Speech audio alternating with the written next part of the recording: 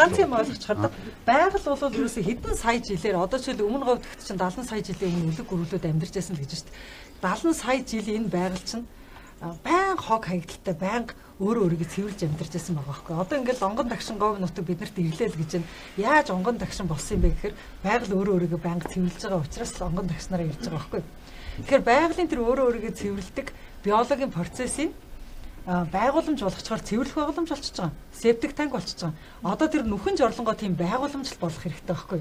Тэгээ байгалийн өөрөө өөрийгөө цэвэрлдэг технологиудыг бид нар зааж өгöd яаж энэ жорлонг өөрийгөө цэвэрлдэг мөн гадагшаа механик аргаар цэвэрлэгддэг жорлон болох вэ гэдгийг л бид нар ярьж байгаа. Тэгэхгүй бол ерөөсөө манай жорлон яадаг жорлонгууд байдаг вөхөр маш гүнзгий нүхтэй мөнхөд цэвэрлэгддэг.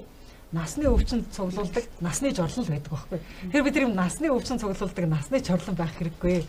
Өөрөө өөрийгөө сайхан цэвэрлдэг ийм байгууламжууд бол цаана чинь их олон хөлбрээр байна гэдгийг л хүмүүс зааж өгч байна.